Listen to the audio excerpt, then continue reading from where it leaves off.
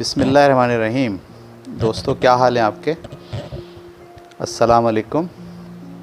اور کل ہماری کہانی ختم ہوئی تھی کہ نور الدین کا جو سسر تھا اس کا انتقال ہو گیا، یا اس کا جو بیٹا تھا حسن، ٹھیک ہے، بدر الدین حسن، اس کے نانا کا انتقال ہو گیا۔ اب ہم آگے بڑھتے ہیں، ٹھیک ہے، یعنی جو وزیر تھا سلطان کا اس کا انتقال ہو گیا ہے، اور داماد جو ہے وہ بطور وزیر کام انجام دے رہا ہے، ٹھیک ہے۔ آگے ہم پڑھتے ہیں۔ اب نور الدین نے اپنے بیٹے کی تعلیم و تربیت کی طرف توجہ کی، اور جب وہ 7 سال کا ہوا تو اسے گھر پر پڑھانے کے لیے ایک فقیہ مقرر کیا اور اس سے کہا کہ علم اور ادب اور اچھی تربیت سکھائے۔ اس نے اسے پڑھایا اور چند سال کی مدت میں اسے مختلف علوم اور قرآن حفظ کرا دیا، اور حسن روز بروز خوبصورتی اور قد و قامت اور اعتدال میں بڑھتا جاتا تھا۔ ایک روز وزیر نور الدین نے اسے عمدہ کپڑے پہنائے اور اپنے بہترین خچر پر سوار کر کے اسے سلطان کے پاس لے گیا۔ جب وہ داخل ہوا تو بادشاہ نے وزیر نور الدین کے بیٹے بدر الدین حسن کو دیکھا اور وہ اسے پسند آیا، اور وہ اس سے پیار محبت کرنے لگا۔ اور رعایا کا یہ حال تھا کہ انہوں نے اسے پہلی بار دیکھا تھا کہ جب وہ اپنے باپ کے ساتھ بادشاہ کے پاس گیا، اور انہیں اس کے حسن کا علم ہوا، اور وہ راہ میں کھڑے رہے کہ واپسی پر اسے دیکھیں، اور اس کے حسن و جمال اور قد کو دیکھ کر خوش ہوئے۔ جب سلطان نے اسے دیکھا تو اسے انعام دیا، ٹھیک ہے، اور اس سے پیار سے پیش آیا اور کہا کہ جب تم آیا کرو وزیر تو اسے کبھی کبھی اپنے ساتھ لے آیا کرو۔ اس نے کہا بصر و چشم، اور اپنے بیٹے کو لے کر گھر گیا، اور وہ اسے ہر روز بادشاہ کے پاس لے جاتا تھا، یہاں تک کہ وہ 15 سال کا ہو گیا۔ بدر الدین حسن، ٹھیک ہے۔ تجھے معلوم ہونا چاہیے کہ دنیا فنا ہونے والی ہے۔ اس نے اپنے بیٹے کو اپنے پاس بلایا۔ اس کا باپ نور الدین ضعیف ہو گیا۔ اس نے اپنے بیٹے کو اپنے پاس بلا کر کہا، بیٹا تجھے معلوم ہونا چاہیے کہ دنیا فنا ہونے والی۔ آخری وقت ہوتا ہے تو لوگ جو ہے وہ اپنے بچوں کو نصیحت کرتے ہیں، ٹھیک ہے۔ بیٹا تجھے معلوم ہونا چاہیے کہ دنیا فنا ہونے والی ہے اور آخرت ہمیشگی کا گھر ہے۔ میں چاہتا ہوں کہ تجھے چند وصیتیں کروں، اس لیے کہ جو کچھ میں کہتا ہوں اسے سمجھ اور اپنے ذہن کو اس کی طرف مائل کر۔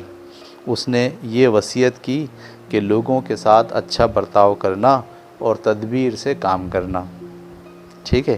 اب نور الدین اپنے بھائی اور وطن اور ملک کو یاد کر کے رونے لگا، اور احباب کی جدائی اس پر گراں گزر رہی تھی، اور وہ اپنے آنسو پونچھتا جاتا تھا، ٹھیک ہے۔ یعنی اب اس کا آخری وقت ہے اور وہ اپنے بھائی کو شمس الدین کو یاد کر کے رو رہا ہے، ٹھیک ہے۔ آپ کو پتہ نہیں یہ واپس تو گیا نہیں، اس نے یہاں شادی کر لی، یہاں اس کا بیٹا ہو گیا، خود وزیر بن گیا،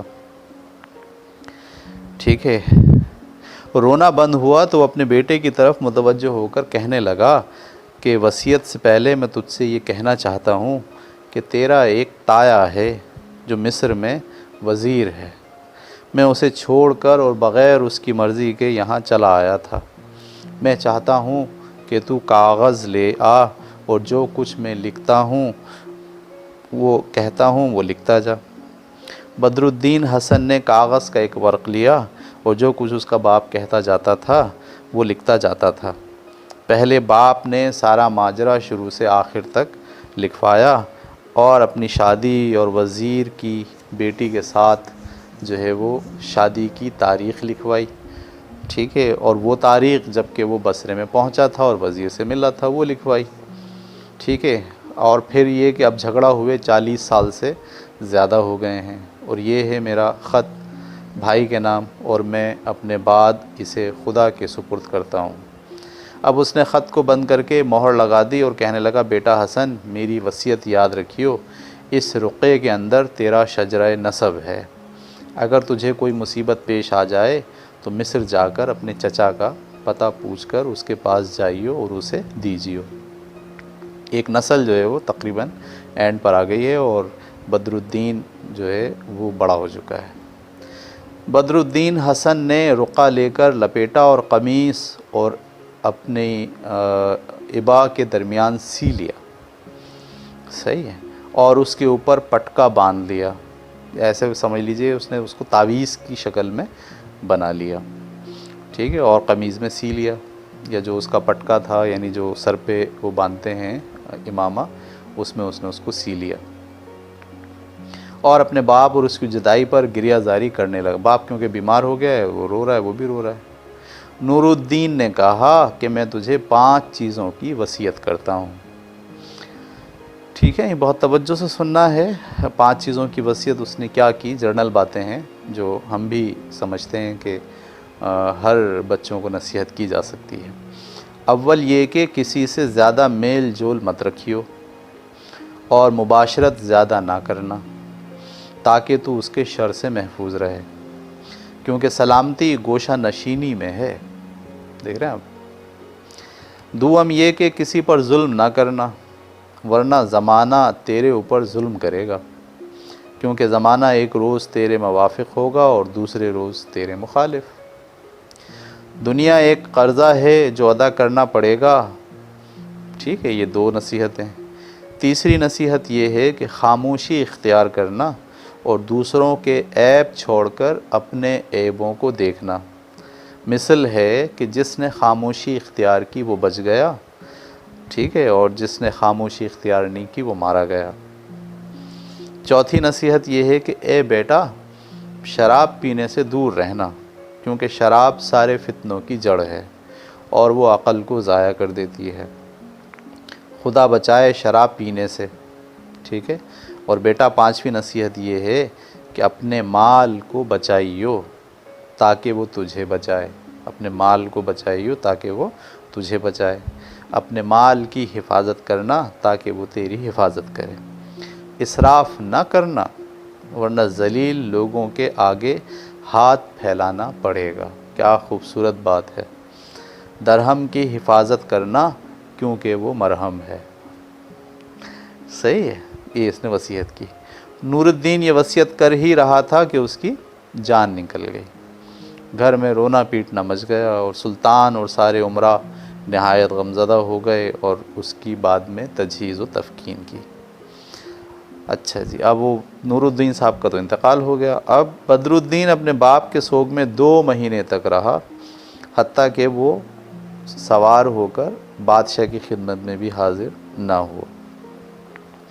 سلطان کو اس پر بڑا شدید غصہ آیا، یعنی اس نے کہا کہ 2 ماہ ہو گئے اور یہ اتنا جو ہے وہ ہمیں محبوب ہے اور ہماری بات نہیں سنتا، ٹھیک ہے۔ تو ایک دن بادشاہ نے کسی اور کو اس کی جگہ وزیر بنا دیا اور اسے حکم دیا غصے میں کہ نور الدین کے مکانات، مال اور عمارتوں پر اور ساری املاک پر مہر لگا دی جائے۔ وزیر روانہ ہوا کہ ان پر مہر لگا دے اور بدر الدین حسن کو گرفتار کر کے سلطان کے سامنے لے جائے تاکہ وہ اپنی رائے کے مطابق کارروائی کرے، ٹھیک ہے، یعنی معاملہ جو ہے وہ الٹا ہو گیا۔ 2 مہینے کے سوگ میں بیٹھے رہنے سے بادشاہ غصے میں آ گیا۔ فوج میں مرحوم وزیر کا ایک غلام تھا، جب اس نے یہ سنا تو وہ گھوڑا دوڑا کر بدر الدین حسن کے پاس آیا اور دیکھا کہ وہ سر جھکائے اور غمگین اور شکستہ دل گھر کے دروازے پر بیٹھا ہوا ہے۔ غلام نے گھوڑے سے اتر کر اس کا ہاتھ چوما اور کہا کہ اے میرے سردار اور سردار کے بیٹے، بھاگ، موت آ پہنچی ہے۔ حسن کانپ اٹھا اور کہنے لگا، کیا ہوا؟ اس نے جواب دیا کہ سلطان برہم ہو گیا ہے اور اس نے تیرا محاصرہ کرنے کا حکم دے دیا ہے، تو اپنی جان لے کر بھاگ۔ اس نے کہا کہ کیا میرے پاس اتنا وقت ہے کہ میں اندر جا کر کچھ دنیاوی چیزیں لے لوں جس سے مجھے پردیس میں مدد ملے؟ غلام نے جواب دیا کہ اے میرے سرتاج، فوراً یہاں سے چل دے اور گھر کا نام نہ لے۔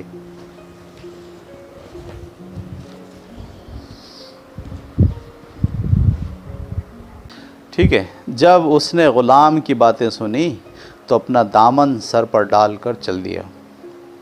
یہاں تک کہ شہر کے باہر پہنچا، ٹھیک ہے۔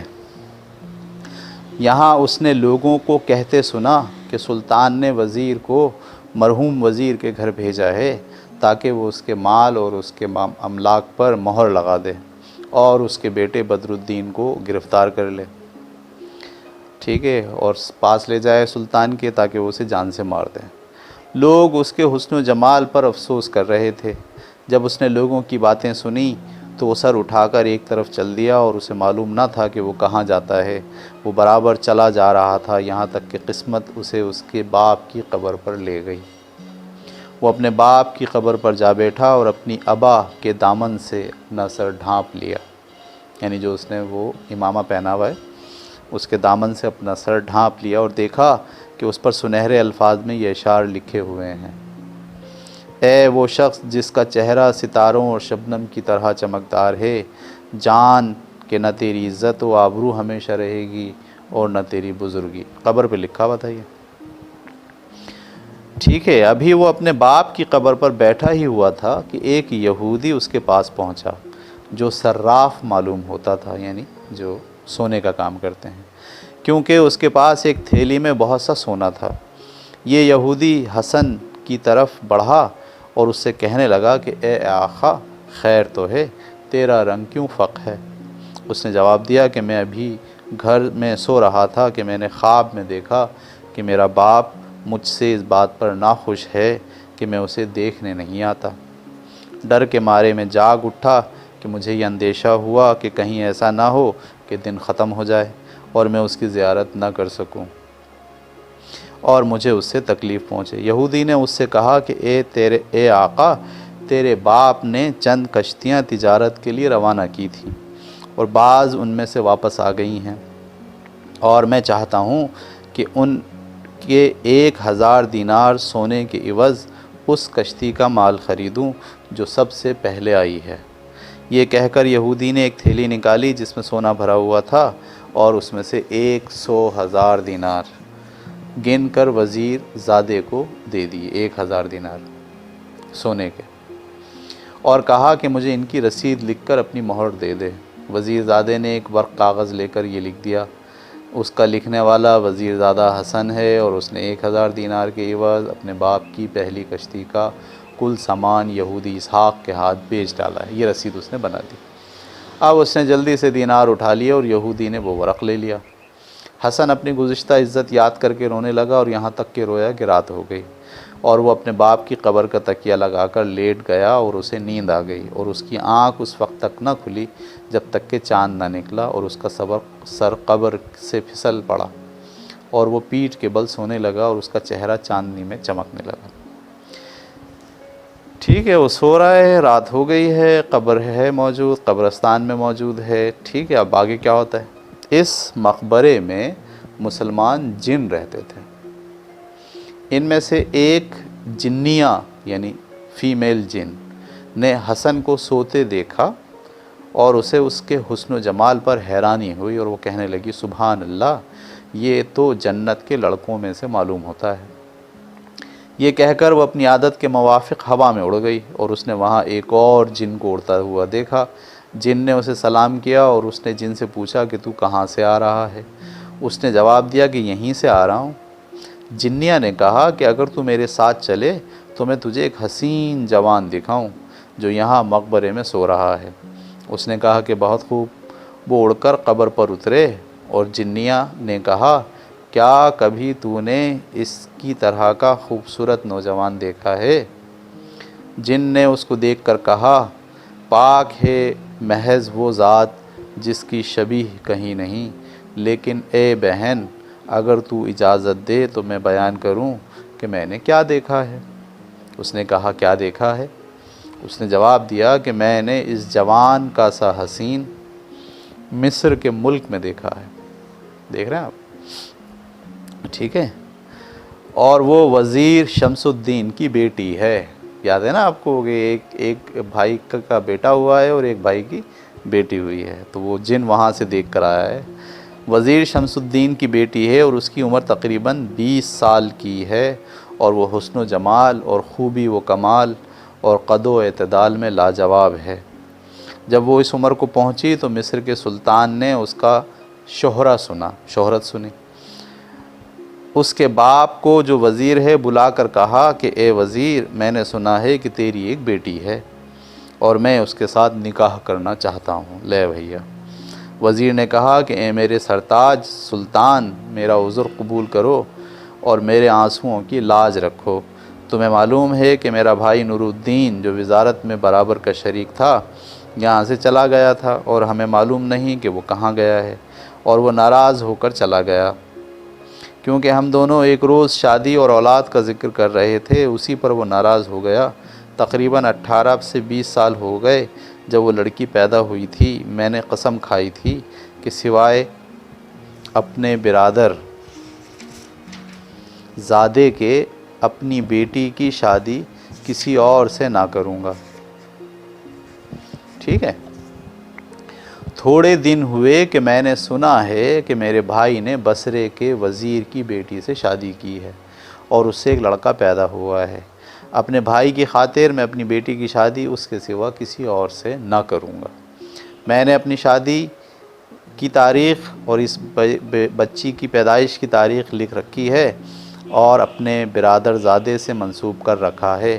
ہمارے آقا کے پاس تو بے شمار لڑکیاں ہیں، ان کو شادی کی کوئی کمی نہیں۔ سلطان وزیر کی باتیں سن کر طیش میں آ گیا اور کہنے لگا، اگر مجھ جیسا تجھ جیسے کی بیٹی سے شادی کرے تو یہ تجھ پر احسان ہے۔ میں اپنے سر کی قسم کھاتا ہوں کہ میں تیرا غرور توڑنے کے لیے اس کی شادی اپنے کم ترین نوکر سے کروا دوں گا۔ بادشاہ کو غصہ آ گیا۔ بادشاہ کا ایک سائز تھا جو آگے سے بھی کبڑا تھا اور پیچھے سے بھی کبڑا۔ بادشاہ نے اسے بلا کر اس کا نکاح نامہ زبردستی وزیر کی بیٹی کے ساتھ کروانے کا حکم دے دیا کہ وہ آج ہی رات ان کا نکاح ہو جائے گا۔ ٹھیک ہے، میں اسے اس حالت میں چھوڑ کر آیا ہوں کہ سلطان کے غلام حمام کے دروازے پر اور اس کے ارد گرد بیٹھے موم بتیاں جلا رہے ہیں۔ یعنی وہ جن بتا رہا ہے اس جنی کو کہ میں اس حال میں چھوڑ کر آیا ہوں کہ سلطان کے غلام جو ہیں وہ اس کے ارد گرد بیٹھے موم بتیاں جلا رہے ہیں اور اس کا مذاق اڑا رہے ہیں۔ کس کا؟ اس لڑکی کا۔ اور وزیر کی لڑکی دائیوں اور سنگھار کرنے والیوں کے درمیان بیٹھی رو رہی ہے، اور وہ لڑکی اس جوان سے بے حد مشابہ ہے، اور اس کے باپ کو حکم ملا ہے کہ وہ اپنی بیٹی کے پاس نہ جائے۔ اے بہن، میں نے اس کبڑے سے زیادہ ڈراؤنی شکل کا انسان نہیں دیکھا، اور وہ لڑکی اس جوان سے بھی زیادہ خوبصورت ہے۔ لے بھیا، دوسرے جن نے آ کے شمس الدین کی بیٹی کا تذکرہ ایسی حالت میں سنایا کہ بادشاہ اس کی شادی کرنا چاہ رہا ہے آج ہی۔ کس سے؟ وہ کبڑے سے۔ جن نے اس کی تردید کی اور کہا کہ اے بہن، خدا کی قسم لڑکی اس سے زیادہ خوبصورت ہے، لیکن سوائے اس کے اور کوئی اس کے قابل نہیں۔ یعنی وہ دونوں تبصرہ کر رہے ہیں کہ یہ لڑکا ہے تو خوبصورت، اور یہ لڑکا ہی اس لڑکی کے قابل ہے۔ افسوس کہ یہ کبڑا اس کے پلے پڑا ہے۔ جنیا نے کہا کہ بھائی چل، ہم اس کے نیچے داخل ہو جائیں اور اسے اٹھا کر لڑکی کے پاس لے چلیں جس کا تو ذکر کرتا ہے، اور دیکھیں کہ دونوں میں کون زیادہ خوبصورت ہے۔ جن نے کہا، بصر و چشم، یہ تو نے ٹھیک کہا اور تیری رائے اس وقت بہترین ہے۔ میں ابھی اسے اٹھائے لاتا ہوں۔ اور یہ کہہ کر وہ اسے اٹھا لایا اور ہوا میں اڑنے لگا، اور جنیاں اس کے ساتھ ہو لی، یہاں تک کہ وہ جن اسے لے کر مصر شہر میں اترا اور اسے ایک اڈے پر بٹھا کر جگا دیا۔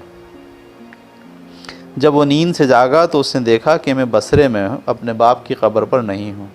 اس نے دائیں بائیں دیکھا اور اپنے آپ کو بصرے کے علاوہ کسی اور جگہ پایا۔ کون؟ اب یہ نور الدین بدر الدین حسن۔ ٹھیک ہے، جن اس کے لیے عمدہ لباس لایا تھا جو اس نے اس کو پہنایا اور ایک موم بتی روشن کی اور اس سے کہنے لگا کہ میں تجھے لایا ہوں اور میں تیرے ساتھ فی سبیل اللہ ایک کام کرنے والا ہوں۔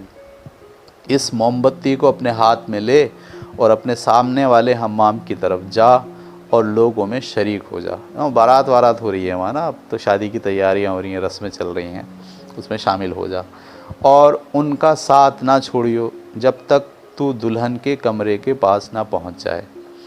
ٹھیک ہے، یعنی وہ بارات کی شکل ہے. اصل میں وہاں رواج یہ ہے کہ جب شادی ہوتی ہے تو بہت ساری گانے والیاں آ جاتی ہیں، ان کو ڈومنی کہتے ہیں، ڈومنی. تو گانے والیاں آ جاتی ہیں اور وہ خوب سارا دن گاتی ہیں اور اس کو تیار کرتی ہیں اور مہندی لگاتی ہیں. ٹھیک ہے، تو وہ یہ کہہ رہا ہے کہ تو بھی ان میں شامل ہو جا اور اس سے باہر مت نکلنا. ان کا ساتھ نہ چھوڑیو جب تک کہ دلہن کے کمرے کے پاس نہ پہنچ جائے. اس کے بعد آگے بڑھ کر کمرے میں داخل ہو جائیو اور کسی سے نہ ڈریو. ٹھیک ہے، داخل ہوتے ہی کبڑے دولہے کے داہنی طرف ٹھہر جانا اور سنگار کرنے والیوں اور ڈومنیوں اور دائیوں میں سے جو تیرے پاس آتی جائیں ان کے لیے اپنی جیب میں ہاتھ ڈالنا جو سونے سے بھری ہوگی، اسے جلدی سے نکال کر ان کی طرف پھینک دینا اور کچھ فکر مت کرنا، کیونکہ جتنی بار تو جیب میں ہاتھ ڈالے گا اسے سونے سے بھرا پائے گا. جو کوئی تیرے پاس آئے اسے چنگل بھر بھر کر اشرفیاں دے اور کسی چیز سے نہ ڈر اور اپنے پیدا کرنے والے پر بھروسہ رکھ، کیونکہ یہ تیری طاقت سے نہیں بلکہ خدا کے حکم سے ہے. جب بدر الدین حسن نے جن کی یہ باتیں سنی تو وہ اپنے دل میں کہنے لگا کہ آخر یہ لڑکی کون ہے اور اس بھلائی کرنے کی کیا وجہ ہو سکتی ہے. اب وہ آگے بڑھا اور موم بتی جلا کر خود بھی حمام کے پاس ان لوگوں میں شامل ہو گیا. تو دیکھا کہ کبڑا گھوڑے پر سوار ہے.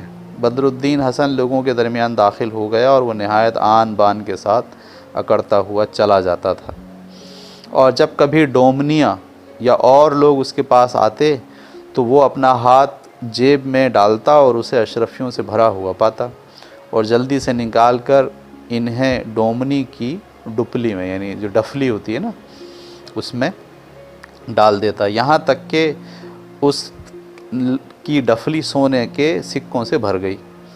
ڈومنیوں کی عقل دنگ رہ گئی. ڈومنی سمجھ رہے نا، جو گانے والیاں ہیں، جو دف بجاتی ہیں، صحیح ہے، ڈفلی بجاتی ہیں، اس کو کہتے ہیں ڈومنی.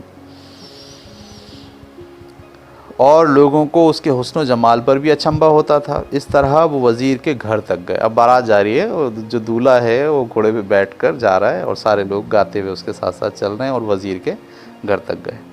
اب حاجیوں نے غیر لوگوں کو اندر آنے سے روکا، یعنی جو لوگ پردہ کراتے ہیں کہ بھئی وہی لوگ آئیں جو شادی کے لیے آئیں، باقی سب لوگ باہر کھانے کے لیے بیٹھے ہیں، انہوں نے کہا کہ اندر مت آئیں. ٹھیک ہے، لیکن ڈومنیوں نے کہا کہ خدا کی قسم جب تک یہ جوان ہمارے ساتھ اندر نہ آئے گا ہم بھی داخل نہیں ہونے کے، کیونکہ اس نے ہمیں انعام دے کر ہماری جھولیاں بھر دی ہیں اور ہم دلہن کی منہ دکھائی نہ کریں گے جب تک کہ وہ موجود نہ ہوگا. ٹھیک ہے، اب یہ لوگ اندر جائیں گے دولہے کو لے کے اور سب سے پہلے دولہے کی اور اس کی منہ دکھائی ہوگی. ٹھیک ہے، نکاح ہو گیا ہے یا نکاح ہوگا ابھی. ٹھیک ہے، تو نکاح تو اس نے یوں سمجھ لیں زبردستی کروا دیا ہے بادشاہ نے، اور اب یہ جا رہا ہے اس کو دلہن کو لینے کے لیے. ٹھیک ہے، الغرض وہ اسے لے کر شادی کے کمرے میں داخل ہو گئیں اور اسے اس کبڑے دولہے کی آنکھ کے سامنے بٹھا دیا. صحیح ہے دولہا بھی بیٹھا ہوا ہے کبڑا، اور اس کے ساتھ جو ہے وہ یہ بھی بیٹھا ہوا ہے. عمرہ اور وزراء اور حجاب کی بیویاں دو رویا صف باندھے کھڑی تھیں. رسم چل رہی ہے ابھی، منہ دکھائی کی رسم، اور ہر ایک کے ہاتھ میں ایک بڑی موم بتی جل رہی تھی اور ہر ایک کے چہرے پر ایک ہلکی سی نقاب تھی. اور وہ دلہن کی بیٹھک سے لے کر محل کے صدر تک جو دلہن کے نکلنے کی جگہ تھی دائیں بائیں صف باندھے کھڑی تھیں. جب عورتوں نے بدر الدین حسن اور اس کے حسن و جمال کو دیکھا، اب دیکھیے جناب، وہ دولہا بھی بیٹھا ہے اور قریب میں بدر الدین حسن بھی کھڑا ہے، موم بتیاں جلی ہوئی ہیں، سارے لوگ جو ہے وہ دلہن کی طرف اور دولہا کی طرف توجہ دیے ہوئے ہیں. لیکن بجائے اس کے کہ وہ کبڑے کو لوگ دیکھیں، سارے لوگ کس کو دیکھ رہے ہیں؟ بدر الدین حسن اور اس کے حسن جمال کو دیکھا تو سب کی سب اس کی طرف مائل ہو گئیں. اور ڈومنیوں نے عورتوں سے کہا کہ تمہیں معلوم ہونا چاہیے کہ اس حسین مرد نے ہمارے ساتھ سرخ سونے کی بخشش کی ہے، اس کی خدمت کرنے میں کوتاہی نہ کرنا. یہ دولہے والے ہیں نا سارے، اس لیے بول رہے ہیں، اور جو کچھ وہ کہے اسے ضرور ماننا. اب عورتیں موم بتیاں لیے اس کے گرد جمع ہو گئیں اور اس کا حسن و جمال دیکھنے اور اس کی خوبصورتی پر رشک کھانے لگیں۔ ان میں سے ہر ایک کا یہ جی چاہتا تھا کہ کاش وہ تھوڑی دیر اس کے ساتھ رہے۔ ٹھیک ہے، انہوں نے اپنے چہروں سے نقابیں اتار لیں کیونکہ ان کی عقلیں سلب ہو چکی تھیں، اور کہنے لگیں کیسی خوش قسمت ہوگی وہ عورت جو اس کی ملکیت ہو۔ پھر وہ اس کبڑے سائز اور اس شخص کو جس کی وجہ سے اس کی شادی اس خوبصورت لڑکی سے ہوئی بد دعائیں دینے لگیں۔ اب ڈومنیوں نے ڈھولکیں بجانا اور طبلوں پر گانا شروع کر دیا۔ انہوں نے اسے خوب خوشبوئیں لگائیں دلہن کو، ٹھیک ہے، اور معطر کیا اور اس کے بالوں کو خوبصورت بنایا اور انہیں دھونی دی تھی اور اسے زیور اور شاہانہ لباس پہنایا تھا۔ اس کے گلے میں کئی ہزار دینار کا یمنی ہار پڑا ہوا تھا۔ دلہن 14ویں رات کے چاند کی طرح تھی، اور جب وہ سامنے آئی تو ایسا معلوم ہوتا تھا کہ گویا وہ جنت کی حور ہے۔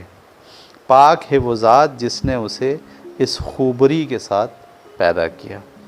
جب عورتوں نے اسے چاروں طرف سے گھیر لیا تو ایسا معلوم ہوتا تھا گویا وہ تارے ہیں اور دلہن چاند جو ابھی بادلوں میں سے نکلا ہو۔ ٹھیک ہے، بدر الدین حسن بیٹھا ہوا تھا اور لوگ اسے دیکھنے میں محو تھے کہ اتنے میں دلہن ناز و ادا سے چلتی ہوئی آئی۔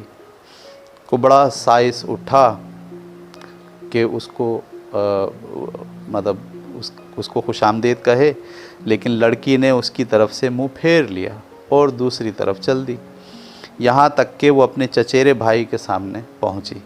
جب لوگوں نے دیکھا کہ وہ بدر الدین حسن کی طرف مائل ہے تو زور زور سے سب لوگ ہنسنے لگے اور ڈومنیاں چلانے لگیں۔ اس نے فوراً جیب میں ہاتھ ڈالا اور اشرفیاں نکال کر ڈومنیوں کی جو ڈفلیاں تھیں اس میں ڈال دیں، اور وہ خوش ہو گئیں اور کہنے لگیں ہم چاہتے ہیں کہ یہ تیری دلہن بنے۔ حسن مسکرایا اور سب کی سب اس کی طرف دیکھنے لگے، اور کبڑا سائس اکیلا رہ گیا، اور جب لوگ اس کے لیے موم بتی جلاتے تھے تو وہ جلتی ہی نہیں تھی۔ وہاں جن بھی موجود ہیں دونوں، اس کی موم بتی نہیں جل رہی ہے، یہ منہ دکھائی کی رسم ہو رہی ہے، ٹھیک ہے، یہاں تک کہ وہ ششدر رہ گیا اور اندھیرے میں بیٹھا ہوا دل ہی دل میں کڑ رہا تھا۔ لیکن بدر الدین حسن کے سامنے لوگ موم بتیاں لیے کھڑے تھے، اور جب اس نے دیکھا کہ ایک طرف تو دولہا اندھیرے میں اکیلا کھڑا ہے اور دوسری طرف وہ خود لوگوں کے درمیان ہے اور موم بتیاں اس کے آگے جل رہی ہیں، تو وہ حیران ہو گیا۔ یعنی منظر ایسا ہو گیا جیسے دولہا یہ ہے اور دلہن وہ ہے، اور سخت متعجب ہوا۔ جب بدر الدین حسن نے اپنی چچیری بہن پر نظر ڈالی تو وہ خوشی کے مارے پھولا نہ سمایا، اور اس نے دیکھا کہ اس کا چہرہ حسن کی چمک و دمک دکھا رہا ہے، اور وہ سرخ اطلس کی پوشاک پہنے ہوئے ہے۔ اب سنگار کرنے والیوں نے اسے منہ دکھائی کی پہلی خلعت پہنائی، ٹھیک ہے، یعنی وہ منہ دکھائی کی رسمیں کئی جوڑے بدل بدل کر جو ہے وہ دولہے کے سامنے دلہن کو پیش کیا جائے گا، اس کو منہ دکھائی کی رسم ہے۔ اور وہ اس کی خوبروئی پر گرویدہ ہو گیا، اور جب وہ اپنے حسن کے غرور میں چلنے لگی تو عورتوں اور مردوں دونوں کی عقلیں زائل ہو گئیں۔ ٹھیک ہے، اب یہ جو رسم ہے منہ دکھائی کی، یہ بجائے اس کے کہ کبڑے عاشق کے ساتھ ہو، یہ منہ دکھائی کی رسم جو ہے وہ حسن کے ساتھ ہو رہی ہے۔ اب یہ منہ دکھائی کی رسم چلے گی اور یہ کہانی اسی طرح سے چلے گی۔ اس کا کیا انجام ہوگا یہ اب ہم کل کی نشست میں اس کا باقیہ حصہ پڑھیں گے، ٹھیک ہے۔ اللہ حافظ، اپنا خیال رکھیں۔